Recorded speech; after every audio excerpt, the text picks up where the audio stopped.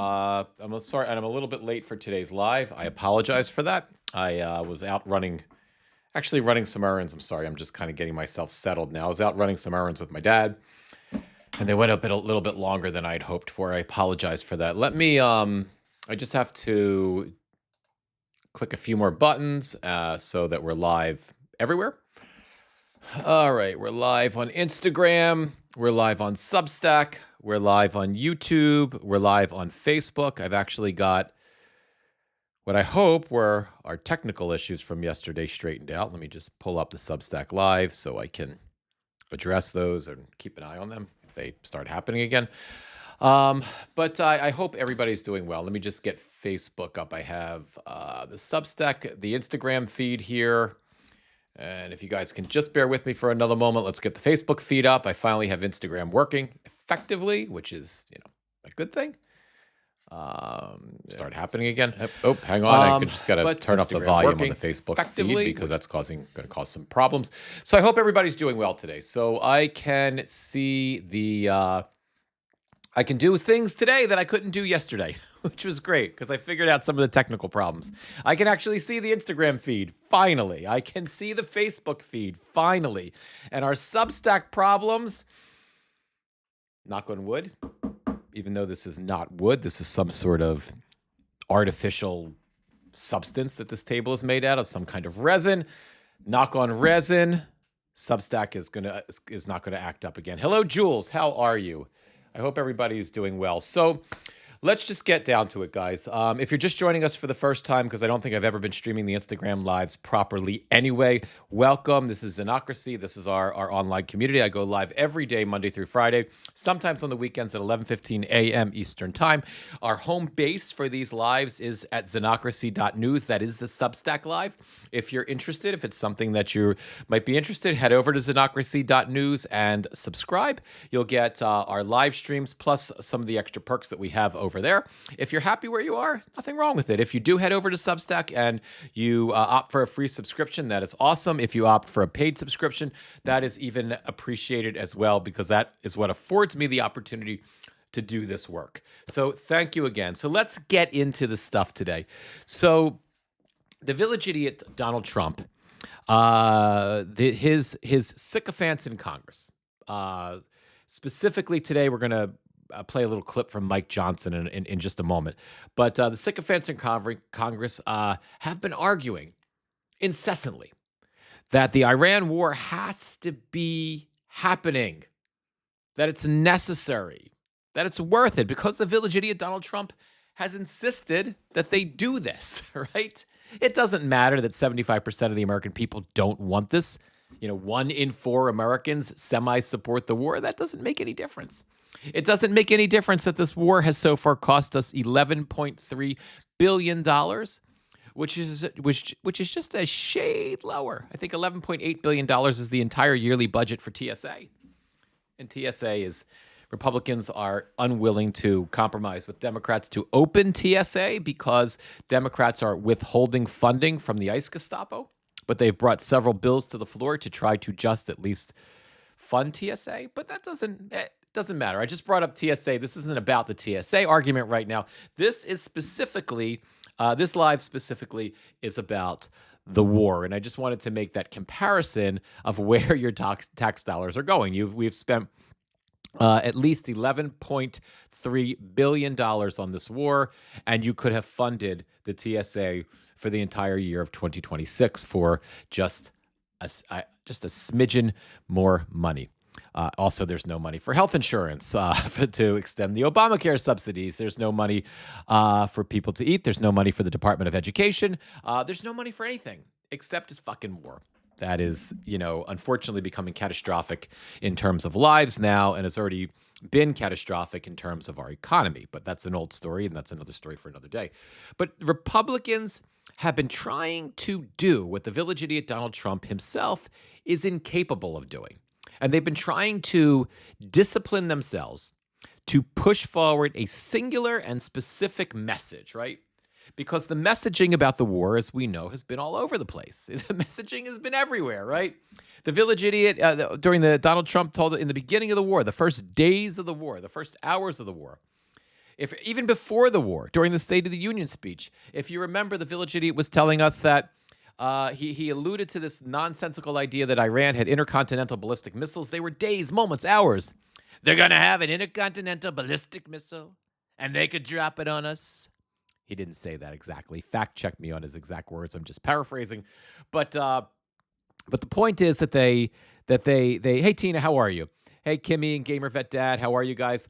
It's wonderful that I can see you now on Instagram. It looks like we've got Susan and M Blago and PM Schaefer. How are you guys? RO, Dana, Fick Chick, sort of. Anyway, welcome guys. Thank you so much for being here. So, you know what I'm noticing, guys? Now that I can see, no wonder. Have to fix this, guys. Now that I can actually see, I get sidetracked for a moment. The direct stream coming from Instagram. Instagram is vertical. I should know this, but I've never seen the stream. The Instagram feed, I appreciate those of you that are sticking around on Instagram because you're looking at a horizontal video kind of shoved in vertically. And I need to do vertical video from this point forward for Instagram. Noted. There is a solution for that. I can multi-stream to vertical and horizontal at the same time. I'll get that taken care of. Not today, though. I can't do it today. I got to do this live. But those of you that are joining me on Instagram, please, if you can't stand the uselessness of the video right now, I totally get it. I don't blame you. I don't know if I would stick around for, a half of, being able to see half the image. But I am going to address this and make sure that when we stream, hopefully by tomorrow, I'll have this worked out. I'll work it out tonight, that I get a vertical stream for Instagram, because that's just unacceptable. And I appreciate your time, and I want to make your time with me worth your time. So I will fix that. My apologies to Instagram now that I see what's going on there. Okay, anyway, back to the story. So Donald Trump, the village idiot, drunken Pete Hegseth, he's our Secretary of Defense, not Secretary of War. They have been all over the map in terms of the reasons for the war, specifically Donald. As I said, just before State of the Union, before the war started, the village idiot was telling us that it was a nuclear weapon, right? That there was Jared, his son-in-law, and his corrupt real estate lawyer, Jared Kushner, and Steve Witkoff. They were the ones supposedly negotiating with Iran to stop the nuclear weapon that Iran was 2 weeks away from having. They're going to have it in 2 weeks. And you got to remember, this all started back in the summer when we bombed Iran for the first time, and the village idiot and drunken Pete Hegseth insisted that Iran's nuclear capabilities, their ability to enrich uranium, had been utterly and completely obliterated. It had been completely and utterly destroyed. No question about it, bar none. Right? That was the argument. And then somehow magically, several months, and even to the point where the White House had put up this on the official White House, on the official White House account on Twitter, on X, they had put up this graphic saying that, with the White House logo and everything, saying that Iran's nuclear capabilities had been completely obliterated, and anything else at all is fake news, right? I don't know if you recall that or you remember, but I'm reminding you of that. So this situation, we get to now, or to a little bit before now, and the village idiot before the State of the Union is telling us that Iran is days, hours, weeks, months, who the fuck knows, away from achieving a nuclear weapon. Okay? Then we, we have the State of the Union. The idiot talks a little bit about the nuclear weapon, but then he throws in this other thing that, wasn't really a nuclear weapon, or maybe it was a nuclear weapon, but they're also days, weeks, hours, months, whatever, from having an intercontinental ballistic missile, right? So that was the next reason for the pending war, right? Then the war happens, right? And the war starts. And within hours of the beginning of the war, the village idiot comes out and he tells us, we're doing this with Israel. Again, I'm paraphrasing. We're doing it with Israel. We're going to bomb the hell out of it. There's not going to be anything left. And we're going to stop the nuclear weapon. They're 2 weeks away. If we don't do this, it's always 2 weeks with the village idiot Donald Trump, right? So we're 2 weeks away, and it's He's got to stop it, right? But then within a couple hours, maybe 24 hours, I don't remember. I'm just spitballing here because I don't remember because I think what are we 13 or 14 days into this stupid fucking war now, and it's like it's one long day. But I think it was 24 hours or so that's not landing. And early flash polling is coming out, and we're finding out that we're not really 24. We're not, all these other things aren't working. So the Village Idiot floats this thing out that and he does it on Truth Social. You might have missed it, but that the Iranians interfered with the 2024 election. And I guess he was sort of testing that out, both as another excuse for the war. Again, you may not have even known it because it's sort of it just sort of kind of made its way slightly through the news cycle and then kind of trickled away and wasn't a thing anymore because he sort of let that go. It was also part of the Village Idiot, and this is something we'll talk about on another live at another time. It's also part of the overall effort to suppress the votes and for them to see if they can find a way to cheat in the 2026 midterms. But but I'm sure that it was part of that. But it also seemed like it was another excuse. So thus far, the reasons within less than 48 hours of the war, you had weapon of mass destruction. Right, weapons of mass destructions that were supposedly destroyed back over the summer that were magically around again, that would be around in 2 weeks. You had an intercontinental ballistic missile that could blow up the United States in 2 weeks or whenever, and you had that Iran interfered in the 2024 election. Right, so you had 3 different layers of bullshit. None of that was working. Right. So some genius in the Trump administration, or maybe one of these chicken shit GOP Republican House members, or maybe even one of the chicken shit GOP senators, came up with the next concept that we've been at war for 47 years with the Iranians. And it was about time to stop that fucking war. It's been a 47-year war. More nonsense, more easily fact-checkable nonsense that all of us that are more than 47 years old know was bullshit. So none of that was landing. But Republicans, or at least not the Village Idiot Donald Trump, but House Republicans, and to a lesser extent Senate Republicans, they're able to maintain some semblance of discipline, even when they're full of shit, right? Even when they're kissing the Village Idiot's ass and they know that their midterm fortunes are dwindling by the moment. Their chances of any of them, for their chances, unless they're in super safe districts, and even there in super safe House districts, and I would argue even those districts are in jeopardy of being lost. So unless they're in these super safe districts, their chances of winning the midterms are iffy. But they decided that they're going to double and triple down and remain disciplined about this message that we've been at war with the Iranians for 47 years. So if you're paying attention to the news cycle for like 4 or 5 days, that's all you heard. 47 years, 47 years, 47 years, but just everywhere, every one of them, except for Congressman Thomas Massey. He was probably the only one in the House who, wasn't perpetuating that bullshit.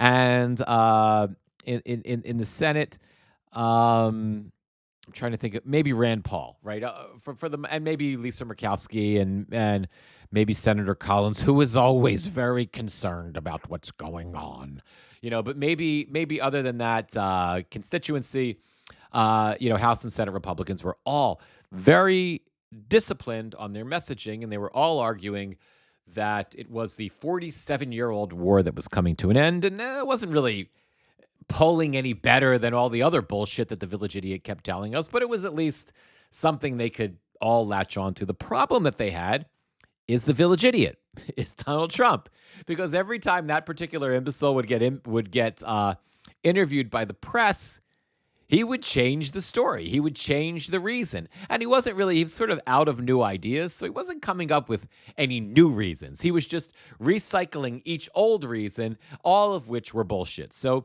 while the Republicans in the House and the Senate were trying to remain hyper-vigilant, hyper-focused on this 47-year-old bullshit, nonsensical war message, Donald would go from press gaggle to press gaggle to press conference to wherever he had to, he just finished golfing and over at Mar-a-Lago or Doral or wherever the fuck that idiot likes to go.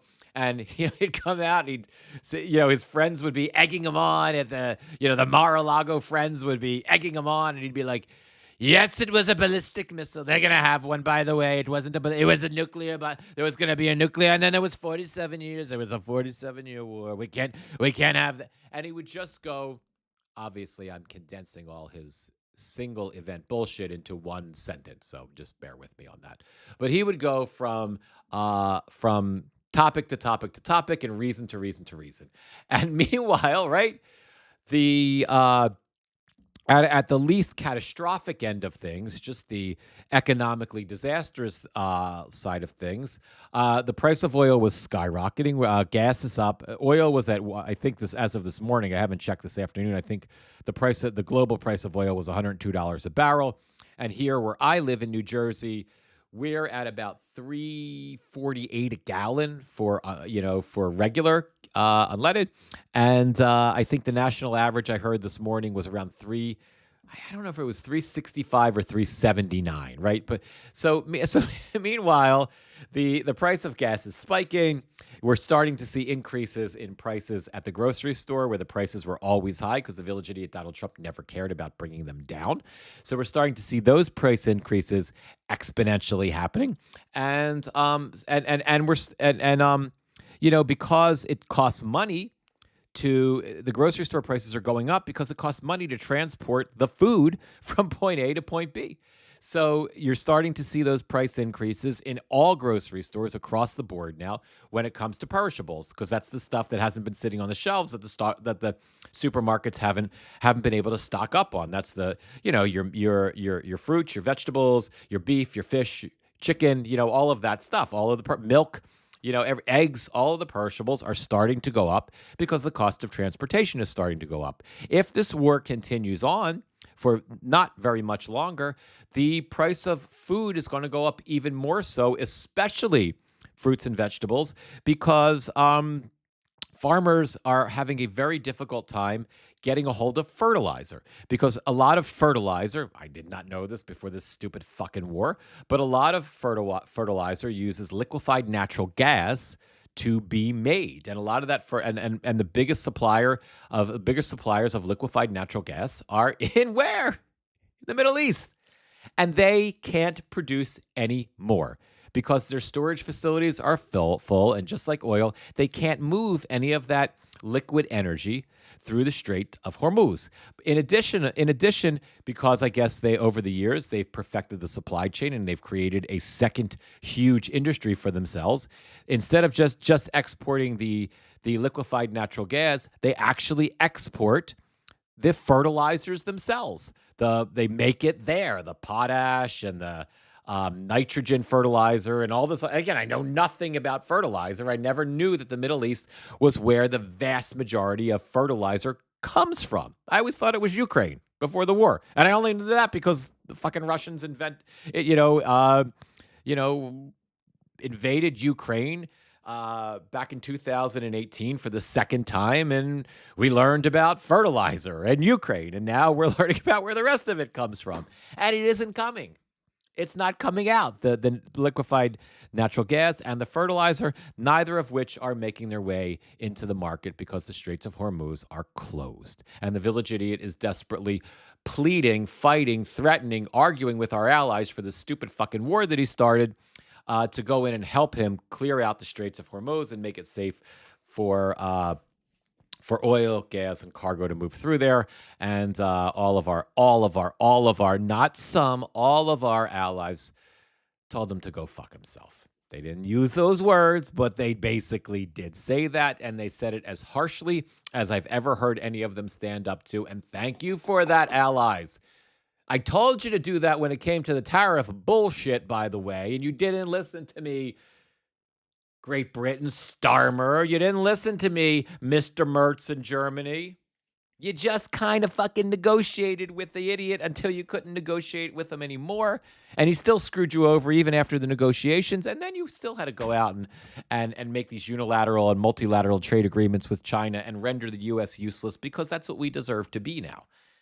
But this time you guys got it. You don't want to go into an asinine war. You don't want to put your troops at risk, and you didn't do it. So good for you, all of you. So that is horrific, but it's the least catastrophic part of this fucking stupid war. The most catastrophic part of the stupid war is people are dying. We've already lost, that we know about, 13 U.S. service members, right? We have another 140 to 150 who are injured. A significant portion of that 140 or 150 are severely injured. Could be traumatic brain injuries, amputations, things that are absolutely life-changing and devastating. And that may not even be the real numbers because they lie. It took almost a week and a half for us to even find out that there were that many people injured. We thought there were like 7, right? And then then we find out it's 100. There wasn't much. The damage was minimal. They don't have anything left. They don't have any bomb. We've obliterated them. Right?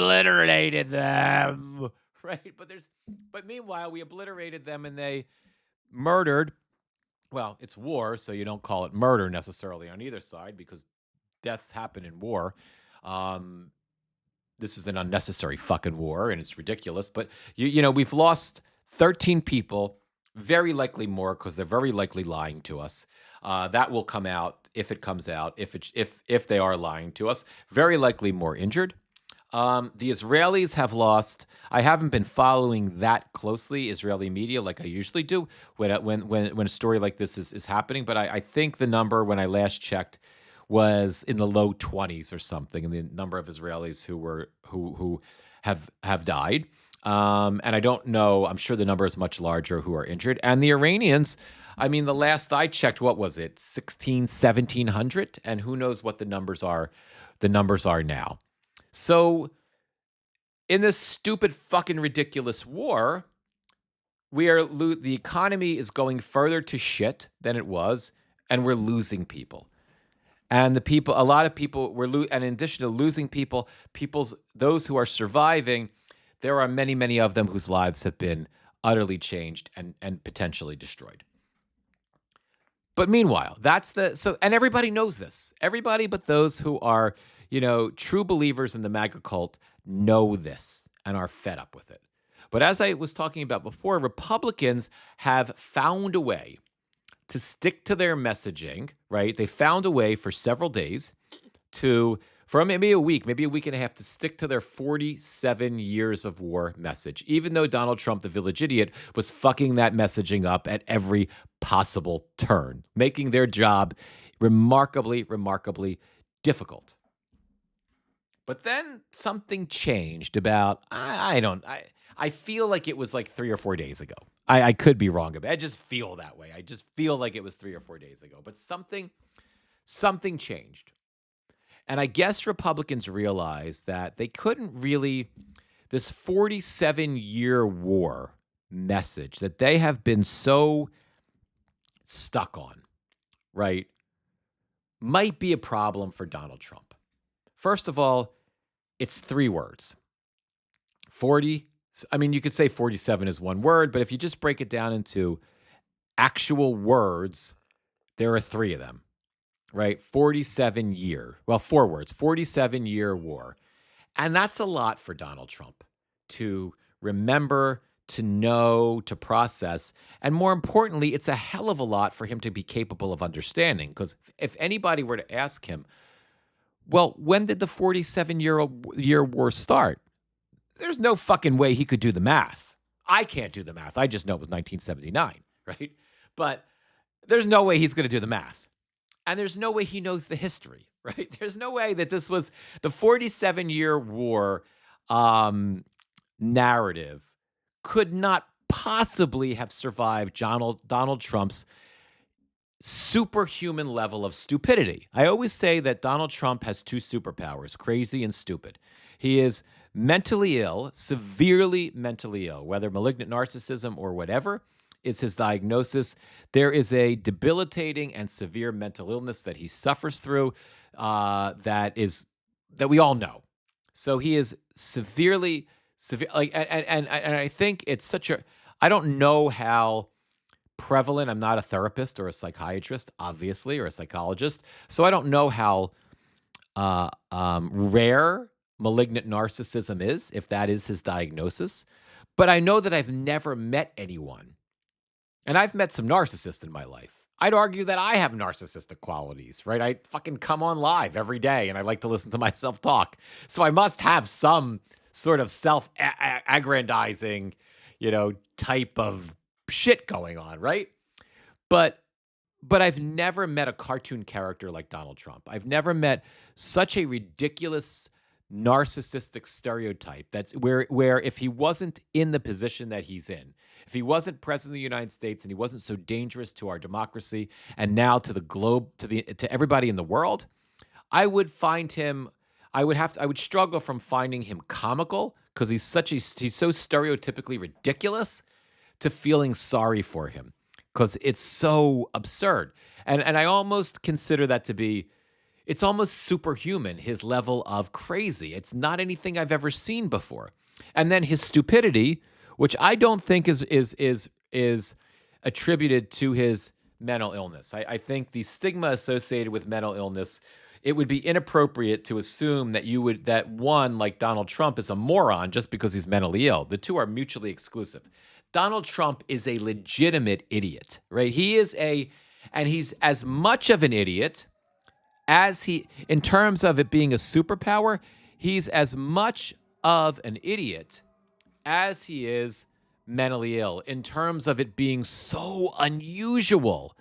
I have never in real life seen anyone as dumb as he is. I've never seen anyone. I've never met anyone. I often compare him. If you take Homer Simpson and you take every single decent quality out of Homer Simpson, and you just leave all the bad in Homer Simpson, and then you make Homer into a completely corrupt, wannabe mafia boss, right? And then you make Homer Simpson about 100 times worse than he is, and about 10 times dumber. That's Donald Trump, and that just you wouldn't even see that in an animated series or a movie. Because the audience would not be capable of dispelling disbelief long enough to take this character seriously. It wouldn't even be funny, yet it's real. And so the reason I bring all that up, getting back to my main story here, is 47-year war is 4 words, which is too much for him. And there's a lot of history to this made-up 47-year war. And the thing about misinformation is when you share misinformation, there's always a kernel of truth. So in the 47-year war narrative that the Republicans have settled on, right, there are some truths to that. Iran is the largest state sponsor of terrorism. Back in, Iran did years and years ago take a whole shit ton of American hostages. Iran does scream death to Israel. Many Iranians, not all, death to Israel, death to America. Iran is not the current Iranian regime, whatever it is comprised of right now, whomever is involved in it right now, they are not good and pleasant people, right? But at the same time, to use those truths, those historical truths that have existed for at least 47 years, and to weave them into some bullshit narrative that we've been at war with them for 47 years, and that justifies the Village Idiots War in Iran, is laughable. But also, in order to make that argument, you have to know something. And Donald doesn't know anything. There's nothing he knows. There's nothing he understands. So I knew the 47-year war narrative could never be sustained by the village idiot Donald Trump, no matter how disciplined Republicans were about pushing that narrative. Because one, he has no idea what it means. He cannot explain off the narrative in any way, shape, or form. And two, he's incapable of remembering and effectively communicating those 4 words, 47-year war. It's too many words for him. So in the last couple of days, Donald has settled, as he's getting more desperate, he has settled back on the simplest explanation, which is the only one he can retain, right? And that simplest explanation, which is the only one that he can retain at this point, is nuclear weapons. They were 2 weeks. And remember, 2 weeks is what Donald has been telling us, the village idiot has been telling us since his first administration. If you remember the first administration, before, during, and after fucking up COVID, you remember we were always 2 weeks away from an infrastructure bill. Remember that? Infrastructure was going to happen. It was 2 weeks away. Everything is always 2 weeks away. It's not everything that he comes up with. We're going to be 2 weeks away from infrastructure. We're going to be 2 weeks away from good price. The prices are going to go down. I'm going to let you know what's happening with China in 2 weeks. I think we might sue them. I think we're going to sue ABC. You're going to know in 2 weeks. It's always 2 weeks. So he can remember that because that's embedded in that dysfunctional mind of his. So I think, and sure enough, it was, I don't remember if it was yesterday or an hour ago, because it's been one long day since his presidency started. He sure enough told us, if we didn't go in there, they were going to have a nuclear weapon in 2 weeks, right? And it was just, for those of us that follow politics and live in politics and eat, breathe, and sleep politics, it was glorious to hear the idiot just talk about 2 weeks. Now, let me just take a break before I continue. I'm going to get into the main meat of the story now, but I just want to, just because I'm seeing Instagram for the first time, those of you that are still with us on Instagram, I appreciate you being here. I know things look bad, and they look bad because I was ill prepared for this. Instagram is a vertical feed, and I should know that because I post on Instagram all the time, but I didn't realize that the live had to be vertical. Instagram will not show this live in horizontal. That's why this live looks so shitty right now as I'm looking at it myself on Instagram. So I apologize to you guys for how awful this live looks. I appreciate those of you who have opted to kind of stick around when you can only see half a screen. That doesn't even include me. But I am going to work on this, and my streaming software does have the ability to multi-stream in both vertical and horizontal at the same time. So I'm going to figure out how to use that, and I am going to get this. I'm going to get this fixed. So my apologies again for that. So anyway, we're now settled in the nuclear weapon excuse for going to war. That's the excuse. After all of these, and that for now, that may change. That may change as of today. Donald Trump has been capable for at least the last 12 hours of staying on point with that. Republicans themselves have been capable of staying on point with the nuclear weapon argument for the last 12 hours. We're not going to hear about the 47-year stuff, I don't think, anymore for a while. But then something weird happened. Something fucked all that up today. And it was one of Donald Trump's sycophants. It was one we don't know about. It was this guy right here in this article. Joe Kent. He is Donald Trump's director for counterintelligence. Well, I should say nominee. He hasn't been. He is the actual. He's been confirmed by the Senate. He's not the nominee. This is an old story. So he resigned today. He resigned because he said that he cannot remain in this administration because he cannot support the war in Iran. He resigned today because he said that there is no indication that Iran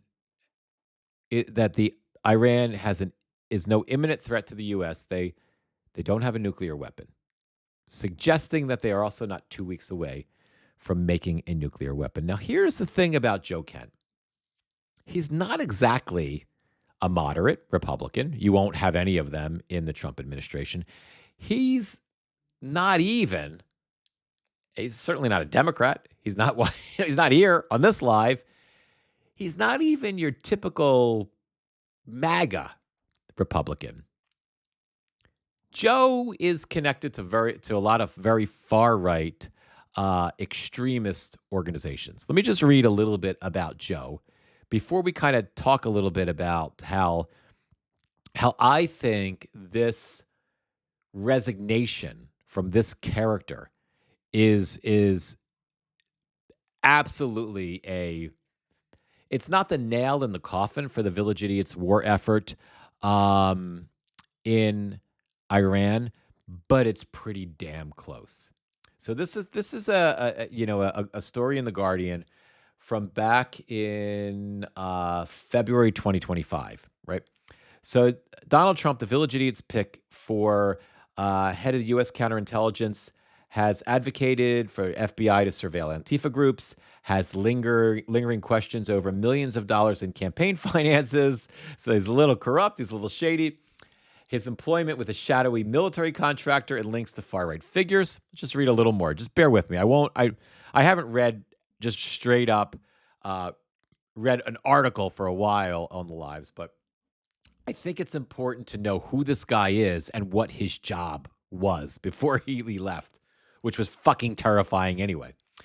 Joe Kent, twice an unsuccessful congressional candidate in Southwest Washington state and former Green Beret and CIA operative, has also been criticized for his proximity to white nationalist activists such as Nick Fuentes and for the revolving cast of far-right activists his campaigns has employed.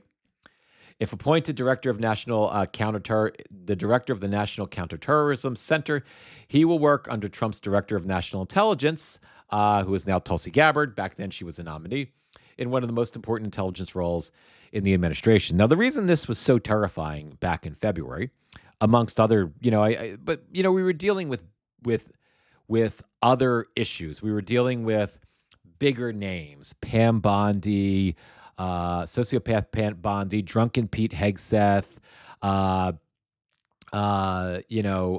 sexual abuser Matt Gaetz for Bondi's job before that. There were big names and big jobs that were taking up a lot of our attention. They were taking up a lot of the political oxygen. And Joe Kent was only, I think, from those of us that were, that are knee deep, neck deep, forehead deep in politics, we were paying attention to him because the director of the National Counterterrorism Center, having that be a far-right extremist, when the largest, most significant counterterrorism threat, domestic terrorism threat, is them, right? It's not, things may change because of the war in Iran, but for years, our most significant terrorist threat hasn't been foreign terrorists. It's been white, male, domestic terrorists, period. End of story. And whether they were, teenagers and kids who were radicalized online and who were just angry and enraged and wanted to, God forbid, shoot up a school, or whether they were middle-aged, angry white men who blamed people of color for their shitty lives and found themselves, again, being radicalized online. They were the vast majority of actual attacks were coming not from foreign terrorists, but from domestic terrorists. And this goes back as far as 2018. I mean, I remember I was writing for HuffPost back then as a freelancer. And I wrote a story I was covering. There was a horrific shooting at a synagogue in Pittsburgh. I don't remember how many people were killed. But I remember I covered that a little bit, and I wrote a feature article about how Jewish institutions were being targeted, what they can do about it, what they are doing about it, what they're not doing about it. And even back then, when I was researching the data and the statistics for where most of the terrorism was coming from at that point, it was white, male, domestic terrorists. So the scary part was a white, male, right-wing extremist was going to become the counterterrorism guy, which meant that the narrative for terrorism, the thing that he would be trying to protect us from, were just the people he hates, who are people of color, who are perceived to be terrorists, and those who he might love, right, who he might associate with, some of whom might be inclined to do terroristic things here in the United States, wouldn't be people that he was after. And he was certainly going after Antifa. So that's who this creep is, right? Um, Today, though, he resigned. Okay. And he resigned because of the war in Iran. So think about this: the white nationalist, counterterrorism guy, the guy whose job it was and whose ideology it is to look for foreign terrorists because he's not interested in domestic terrorists at all, even if that's the problem. That guy, right? That guy resigns today because he's opposed to this war. And he made the point that Iran is not a threat to the United States. They are not an imminent threat. Let's read his resignation letter. And he posted this on X. I assume just to kind of give a fuck you to the Trump administration, so they couldn't, so the Trump administration couldn't, lie about it. President Trump, after much reflection, I have decided to resign from my position as director of National Counterintelligence Center, effective today. I cannot, in good conscience, support the ongoing war in Iran. Iran posed no imminent threat to our nation, and it is clear that we started this war due to pressure from Israel and its powerful American lobby. I support your value. I support the values and the foreign policies that you campaigned on in 2016, 2020, 2024, which you enacted in your first term. Until June of 2025, you understood that the wars in the Middle East were a trap that robbed America of precious lives, of our patriots, and depleted the wealth and prosperity of the nation. In your first administration, you understood better than any modern president, I wouldn't agree with that, but still, how to decisively apply military power without getting drawn into never-ending wars. You demonstrated this by killing Qasem Soleimani and by defeating ISIS. Early in this administration, high-ranking Israeli officials and influential members of the American media deployed a misinformation campaign that wholly undermined your America First platform and sowed pro-war sentiment to encourage a war with Iran. This echo chamber was used to deceive you into believing that Iran posed an imminent threat to the United States, and that should you strike now, there would be a clear path to a swift victory. This was a lie, and the same tactic the Israelis used to draw us into the disastrous Iraq war that cost our nation the lives of thousands of men and women. We cannot make that mistake again. And then he goes on to talk about his time as a veteran, and then he goes on to talk about how he prays that Trump changes his mind. That's a big deal. That's a really big deal. And it puts the village idiot Donald Trump and Republicans into a pickle, right? Because now, how do you make Trump couldn't give a fuck probably about anybody on this live stream right now, right? I'm sure the village idiot Donald Trump could care less what any of us on this live stream think, because we know he's an idiot and we know he's unfit for office and he's incompetent and we'll never fucking vote for him, right? So it's not us, but he's hemorrhaging support from his MAGA base. And he does care about them. And he desperately needs Joe Kent's supporters behind him in this war effort. He desperately needs Nick Fuentes. If you're not familiar with Nick Fuentes, he's a horrible person. Nick Fuentes is very active on social media. He's had a podcast for years. He's a relatively young guy compared to me. He's in essence a white nationalist. He kind of teeters on, he's a Holocaust denier who says he's not a Holocaust denier, but then denies the Holocaust. After Trump was elected, after the Supreme Court passed the Roe v. Got rid of Roe v. Wade, he celebrated by coming on to social media and screaming to all the women, "Your body, my choice. Your body, my choice." Like he's an unpleasant character, but he does have a large group of a very, very large following in the millions of young men who I think they refer to themselves. Somebody fact check me. I don't know, gripers. And that community voted for Donald Trump in large, large numbers. Fuentes, to the extent that I can tolerate paying any attention to him, has been, I would say, for the last 7 or 8 months, has been done with Trump. I've even heard him say things that I was gobsmacked hearing him say, like, the liberals were right. It was very weird to hear this. Trump is a con man. He's a liar. He got over on all of us. He has been saying that consistently to the point where, and again, I didn't hear Fuentes say this. I can't even imagine him saying this, but there was reporting, and again, fact check me on this because I have no idea if it's real. This could be bullshit. This could be fake news. Uh, but that he was actually encouraging his supporters to vote for the Democrats in the midterms because he was so angry and infuriated with Trump. Well, as we saw in this Guardian article, right? Kent had or has ties to Fuentes. So obviously, if he's connected to that sort of character, you're not going to take the heat to be connected to, a racist white nationalist creep like Fuentes, unless you're a true believer, right? Unless you know what I mean? Like, why would you put yourself in that sort of political peril unless you're ready to defend it because you really buy into the ideology, right? So I I haven't paid any attention to Kent since the confirmation hearings until today. And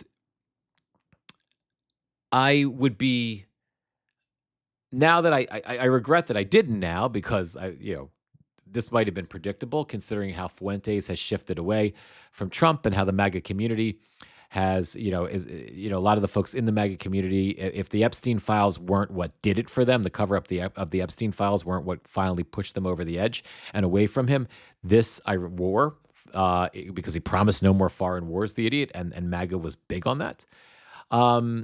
So not following or paying attention to Kent, not thinking about Kent for months and months and months and months, it's not surprising to me now that he may, again, knowing his kinship with Fuentes like ideology, it's not surprising to me that he bailed on Trump because of the war.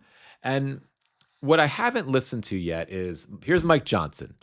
That's Mike Johnson, Steve Scalise, Tom Emmer. I don't know who the other congresswoman is. I should, but I don't. So I'm embarrassed by that. But they do their daily briefings, and I kind of listened to some of it.